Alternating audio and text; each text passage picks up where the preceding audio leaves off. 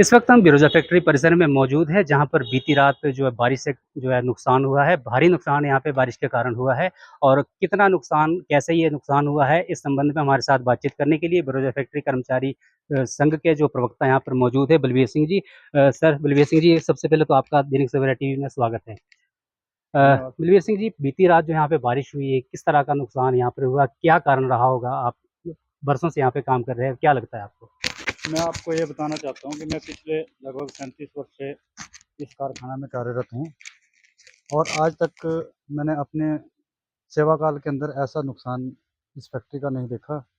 और इसका जो इस नुकसान का कारण है, बीती रात को जो बारिश हुई, जो ये पीछे यहाँ से खाला गुजरता है, उस खाले में कमेटी द्वारा जो एक पार्किंग का जो निर्माण किया, उसका जो पानी रुका, उसमें उसका निर्माण कार्य में जो ये कमेटी द्वारा ये चूक रही कि वो उसमें पुलिया और जो जिस जो बननी थी उस हिसाब से ना बन पाई है, तो उस कारण से पानी डाइवर्ट हुआ और हमारी फैक्ट्री को भारी नुकसान हुआ है। तो इसका आंकलन तो मैं नहीं कह सकता कि कितना हुआ, लेकिन ये आंकलन करने पे ही पता हो जाए। जहाँ तक मेरा अनुमान है, तो मेरा मानना है कि मैं तो करोड़ों में इस नुकसान को मानता हूँ। और मैं सर, ये बीती रात जो बारिश हुई है, इसके कारण मेनली किन-किन चीज़ों का नुकसान हुआ है? क्योंकि यहाँ पे पानी के टैंक भी थे, आपका कुआँ भी था, स्टोर टैंक था, मशीनरी है, तो किन-किन चीज़ों को ज़्यादा नुकसान हुआ?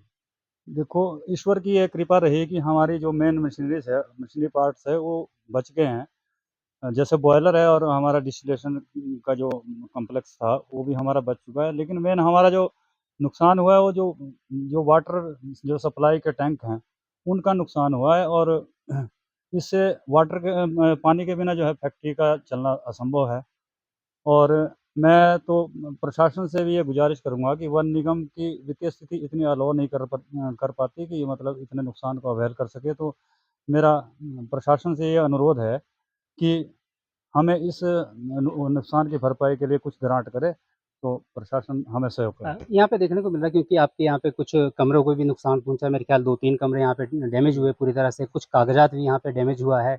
और मशीनरी जो है मेनली, जैसे ब्रॉयलर आपका बॉयलर है, या फिर कोई जो कच्चा माल या फिर जो तैयार किया हुआ माल, क्या उसको भी कोई नुकसान हुआ है? नहीं, उसको कोई नुकसान नहीं हमें हुआ है। उसकी ये ईश्वर की कृपा रही इस जगत जननी माता की। तो मैं तो पुनः ये प्रशासन से अनुरोध करूँगा कि इसकी भरपाई के लिए हमें सहयोग करें, ताकि ये ऐतिहासिक धरोहर नाहन शहर की जानी जाती है, ये अस्तित्व में रहे और चलती रहे। तो यहाँ पे जो है एक्चुअली आपका जो आज का कामकाज पूरी तरह से ठप है, तो क्या उम्मीद है कब तक ये आपका कामकाज सुचारू रूप से चल पड़ेगा? चलो, इसके लिए हम प्रयासरत हैं कि जल्दी से जल्दी इस कार्य को हम सुचारू रूप से चलाने की कोशिश करेंगे। टेम्परेरी बेसिस पे हम पानी के लिए कोई अरेंज करेंगे, टैंकों की व्यवस्था करेंगे और हमारे कर्मचारी जो है इसके लिए अ, विचार विमर्श कर रहे हैं। और हम प्रयासरत रहेंगे कि जल्दी से जल्दी आने वाले दिनों में 5 या 10 दिनों में फैक्ट्री जो है सुचारू रूप से चल सके। तो ये थे बलबीर सिंह जी, जिन्होंने बताया कि यहाँ पर भारी बारिश से किस तरह से नुकसान हुआ है और उसकी भरपाई जो है किस तरह से की जानी है, और ये जो यहाँ पे कार्य है कितने दिनों बाद सुचारू रूप से चल पड़ेगा। तो दैनिक सवेरा टीवी के लिए नाहन से देवेंद्र वर्मा।